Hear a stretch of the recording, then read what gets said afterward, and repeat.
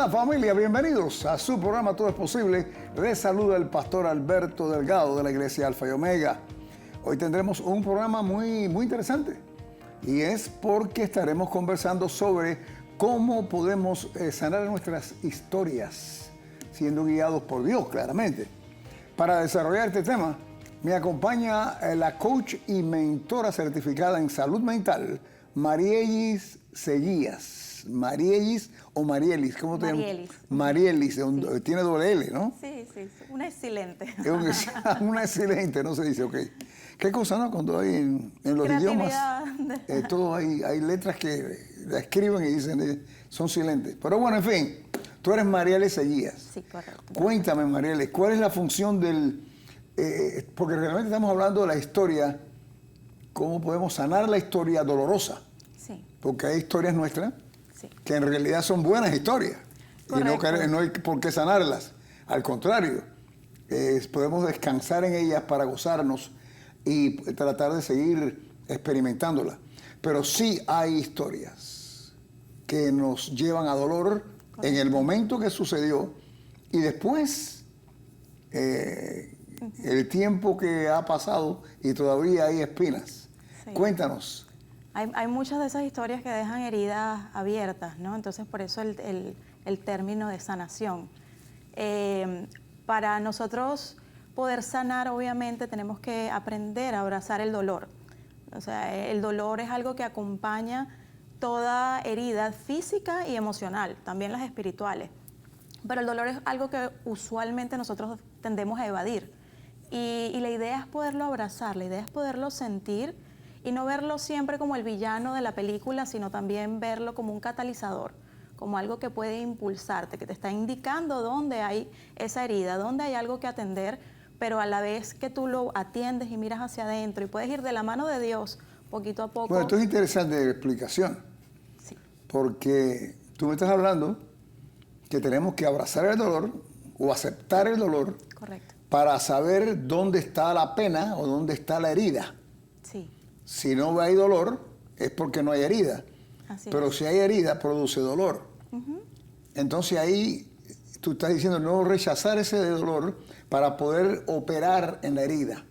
Pero tenemos que tener cuidado cuando decimos estas cosas porque hay gente que abrazan el dolor y se quedan con el dolor pensando que Dios le mandó el dolor y sufren.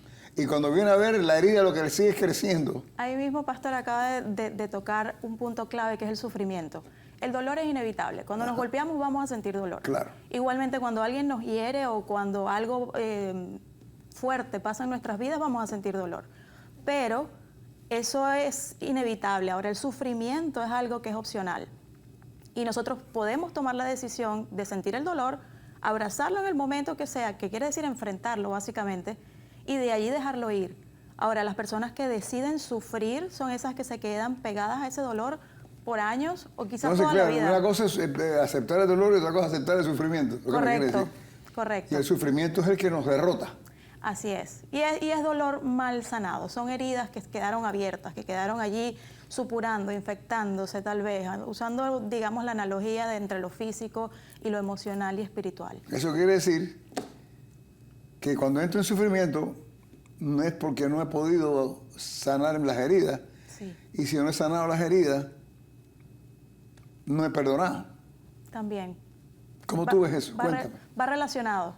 El perdón obviamente es parte clave en todo proceso de sanación interior. Cuando nosotros no perdonamos, usualmente es un mecanismo de defensa natural. Yo digo, voy a armar este muro alrededor mío y me voy a proteger. Pero en la medida que yo me estoy tratando de proteger en esa autodefensa, no me estoy dando cuenta que yo armando ese muro estoy quedando encerrada del otro lado. Entonces, por eso es tan importante que nosotros aprendamos a identificar el dolor, ver dónde está, identificar la herida, perdonar y poder soltar, poder liberar incluso a las personas que nos han podido hacer daño, que han podido estar involucradas, y también liberarnos nosotros mismos de esa barrera, de ese fuerte que construimos alrededor para protegernos. No puede, yo sé que sí puede, pero creo que tú me expliques en tu conocimiento cómo afecta a mi relación con Dios si mi relación con mis padres está siendo afectada. En muchísimas áreas. A ver, dinos. Es muy difícil tal vez sentir un Dios cercano cuando mi primera imagen de protección y de contención De autoridad, claro. fue lejana, ¿ok? Incluso si fue autoritaria, si fue castigadora. En el subconsciente queda grabado todo ese tipo de relación, esa manera de relacionarnos con nuestras figuras principales. Y de ahí a decir, Dios cumple sus promesas y a mí tal vez me faltaron en todas las promesas que me hicieron.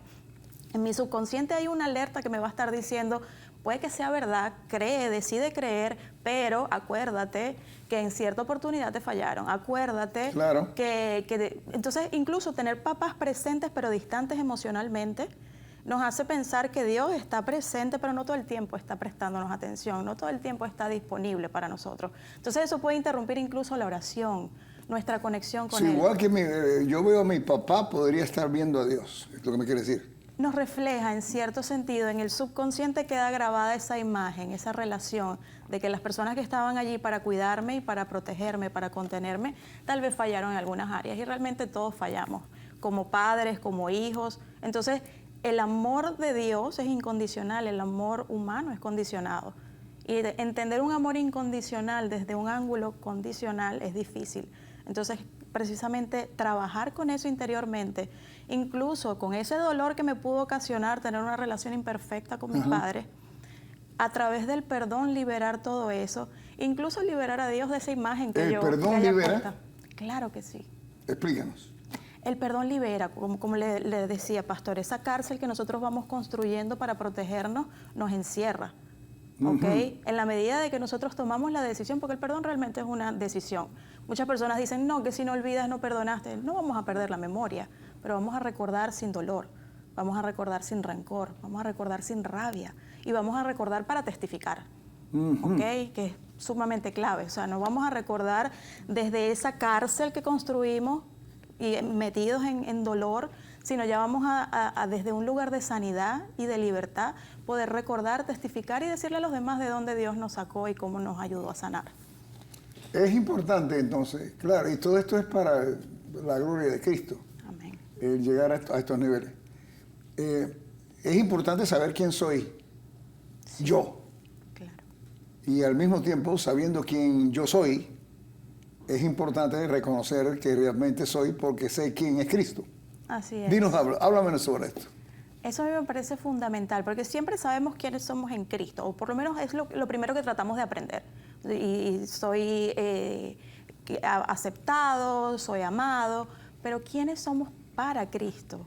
A mí me parece una belleza poderlo descubrir, porque es que lo que somos para Él fue parte del motivo de ese sacrificio. Lo que somos para el Padre, es parte del motivo de ese sacrificio, precisamente porque Dios nos quería cerca y nosotros a través de la caída fuimos alejados. Él se idea todo este plan de salvación basado en lo que somos para Él, en lo que Él quiere tenernos cerca, como un hijo, somos sus hijos. Claro. Entonces, la belleza no es nada más saber quiénes somos en Cristo, porque sí, en Cristo tenemos poder, en Cristo tenemos autoridad, pero saber quiénes somos para Cristo, ese amor que movió el corazón del Padre para volvernos a tener cerca. Entonces, a mí me parece sumamente importante trabajar la identidad. En todo este proceso de sanación interior es importante trabajar la identidad. Muchas veces yo pregunto, ¿nosotros nacemos con valor o adquirimos valor? Y la mayoría de las personas me responde que adquirimos valor. Y la verdad a mí me parece un poquito aterrador la idea de pensar que podemos adquirir valor. El valor ya ha sido dado. Ya por ser hijos de Dios poseemos valor. Y no, igual que Dios no nos ama más hoy de lo que nos amaba ayer, ni nos amará más mañana, y no podemos hacer nada para ganar más amor. Básicamente esa relación nuevamente con los padres a veces nos impulsa a creer que si hacemos más obras o nos portamos mejor. Claro, entonces, claro, tú lo que quieres decir es que no podemos adquirir más valor del que tenemos. Ya poseemos valor. Cristo. Claro. Claro, pero también, mientras nos desarrollemos en nuestra madurez y conozcamos la profundidad de lo que Cristo hizo, claro, no nos da más valor con Dios, pero más da valor conmigo. Sí, pero eso es adquirir, eso es a través del hacer. Realmente el ser ya es intocable. Lo que somos hijos de Dios. Ya ese valor, no hay valor que lo supere. Claro, exacto. Ahora, desde el hacer sí podemos obtener muchísimas más cosas, conocimientos, herramientas. El yo comprender quién soy. Correcto, la esencia. El diablo miente. Siempre. Nos engaña. Sí. y piensa que todavía estamos como éramos antes. Pero ahora somos una nueva creación, de acuerdo a la Escritura. Así Y es. todo lo viejo ha pasado y aquí todo es nuevo. Hecho nuevo. Pero como tú dijiste ahorita, decisión. Son decisiones nuestras Sí, Señor. que hace que se active lo que tenemos. Así es. Y esto es importante, muy importante, porque hay gente que ha recibido a Cristo y vive peor que antes de haber recibido a Cristo. De hecho, a veces incluso justifican el vivir peor por haber recibido a Cristo. ¿Creen que esto es religiosamente? Es terrible. Sometimiento religioso, como si tuviera un voto de pobreza, o voto de enfermedad o lo que fuera. Y practican lo que llaman la teodicea, que es la teología del sufrimiento. Entonces Lo están que estábamos hablando al principio, que tú decías, sí, el sufrimiento. aferrados a eso y piensan que es digno. De hecho, para la gloria de Dios todo va a tener honor, obviamente. O sea, si nosotros sufrimos, que sea para Él, como decía el apóstol Pablo. Pero no necesitamos necesariamente sufrir para ser cristianos, sufrir para ser buenos cristianos o para creer o para tener más fe. O sea, hay una mezcla extraña que se ha colado. Y realmente, de acuerdo a mis estudios, el único sufrimiento que se supone que nosotros pasemos es el sufrimiento de sometimiento de la carne. Sí, Y es un sufrimiento, empujar tu carne a hacer lo que no quiere hacer. Y el otro sufrimiento es la persecución. Sí. La persecución. Pero el sufrimiento de enfermedad, de económico, de tragedia, no se supone que nos liberemos de esto. Así como no, confiamos más y más en el brazo derecho de nuestro Dios. Pero, Tú hablaste que tenías varios testimonios de esto, ¿no? De tus pacientes que había, ¿qué tienes? Bueno, de todo tipo y principalmente personal. Yo he visto a Dios obrar en mi vida de maneras de verdad sobrenaturales y sorprendentes. Y principalmente el dedicarme a lo que me dedico hoy día fue basado en testimonio. Yo incluso sufrí de ataques de pánico. Hay mucha gente que tiene estos problemas. ¿Es eso mental? ¿Es eso espiritual? ¿O es eso ambas cosas? Puede ser ambas cosas, la verdad. Sin duda alguna es algo físico. Las hormonas juegan un papel súper importante. La función del cerebro. La mayoría de las veces las personas que sufren de ataques de pánico sobrepiensan, es decir, piensan sin parar y se adelantan. ¿Pero piensan sin parar en qué? Viven en el futuro, básicamente con ansiedad del porvenir, sin descanso. Cuando nosotros aprendemos realmente a descansar en Dios, a saber que Él tiene todo bajo su control y que realmente los planes que tiene para nosotros son maravillosos y siempre son buenos, que su voluntad es buena, agradable y perfecta. Ahí podemos empezar a descansar en algo. Pero cuando estamos solos en nuestras propias fuerzas, tratando de controlar el pensamiento, que se va hacia el futuro o viaja hacia el pasado, entonces vive Pero quiere decir que cuando empiezan esos pensamientos, ir hacia el futuro, hay un toque de temor. Claro. Esa es la situación. Sí, es la base. La inyección satánica, podríamos decir, es esa, ¿no? Sí. Bueno, continúa. Sí. De hecho, el temor es lo opuesto a la fe. Indiscutiblemente. Y Satanás siempre intenta copiar o tener el antagónico de todo lo que Dios ha creado y diseñado. Entonces, sí, el temor es el que gobierna la vida de una persona que tiene pánico y que tiene ansiedad. Realmente yo fui referida a terapia. Hice terapia por varios meses sin lograr realmente mayor avance que sentirme escuchada. Era lo único. ¿Tú fuiste a un psicólogo? A un psicólogo, sí. Cuéntame. Y pues realmente las terapias eran básicamente expresarme. ¿Ayuda a hablar? Por supuesto que ayuda a hablar. A cualquiera le ayuda a desahogarse. Pero ¿tenía herramientas para de verdad poder salir de esto? No. La psicóloga lo primero que me dijo es que el cerebro es un sistema eléctrico y que cuando se queman algunos fusibles, ahí no hay nada que hacer. Esa fue su respuesta. Obviamente no salí esperanzada de allí, No, pero peor. Pero bueno, al menos aprovechaba que me escuchaba y yo seguía hablando. Ya luego de eso me decía que básicamente después de los 28 años las personas no cambiamos, que no podemos, que ya el cerebro se ha solidificado, que ya los cambios son prácticamente nulos. Entonces, pues, viendo todas esas herramientas, yo le hablaba a ella, yo estoy orando. Y ella me decía, tú puedes hacer lo que tú prefieras, pero esto es algo químico, esto va a seguir sucediendo, es inevitable, los triggers no los vas a poder siempre identificar o prevenir. Entonces, yo fui un poco testaruda, digamos, una rebeldía sana. Y comencé... Gloria a Dios por eso, ¿no? Sí, amén. Entonces empecé a orar y a poner música de alabanza casi todo el tiempo. Y respirar. Controlaba la respiración para poder relajar el cuerpo. Cuando venía, ¿cómo te sentías cuando percibías que se acercaba el ataque? Me temblaba el cuerpo entero, era algo casi incontrolable. Yo llegué al hospital en ambulancia porque básicamente yo pensaba que me estaba sucediendo algo más. Los síntomas son bien reales y son muy fuertes. Realmente quien no lo ha sufrido no puede imaginarse. ¿no? No puede. Hay gente que dice, pero ¿cómo no lo va a poder controlar? No, no es fácil. Y la verdad, yo me entero realmente que fui completamente sanada en un avión. O sea, los aviones me causaban un estrés, cosa que antes no me pasaba, pero era como que estoy aquí, estoy encerrada, si me pasa algo, ¿quién me ayuda? Fobia, de nuevo. Total.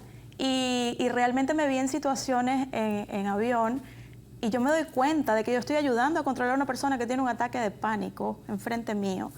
Y le doy un versículo para que ella lo repitiera y era el de Jeremías 29:11. Yo sé los planes que tengo para ti. Los planes que tengo para ti. Y yo le decía, repítelo hasta que te lo creas. Y realmente la señora estaba pegando gritos, le daban pastillas, o sea, de verdad debería estar durmiendo para todas las pastillas que le dieron. Y ella seguía pegando gritos. Y en eso que yo le doy el versículo, la tarjetita, le digo... ¿Tú estabas dónde en este momento? En el avión. Ella estaba en el puesto delante de mí. Yo solamente le pasé la tarjetita por un lado, le puse la mano en el hombro. ¿Y tú ya hombro. venías con tu situación? Yo me olvidé de mi situación, completamente por encargarme de ella.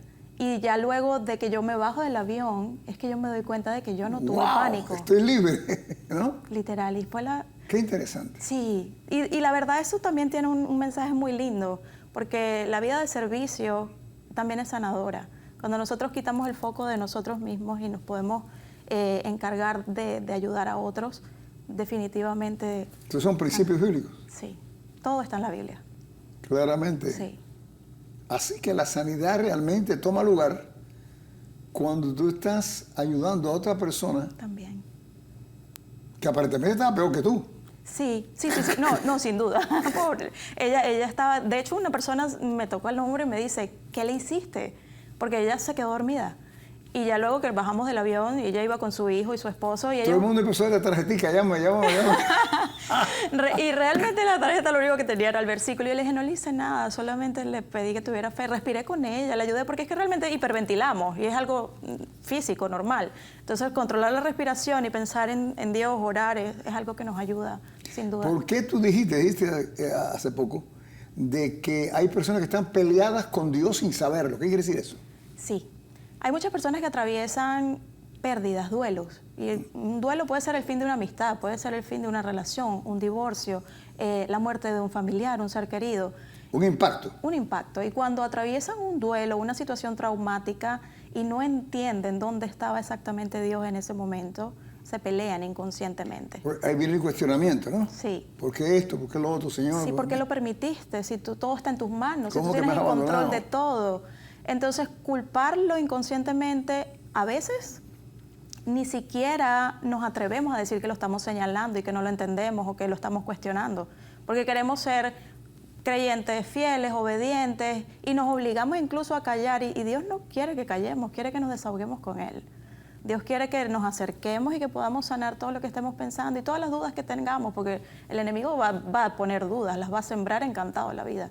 Pero que ir a Dios y que Él las despeje, porque las despeja. Él sin lugar a duda da respuesta de absolutamente todo.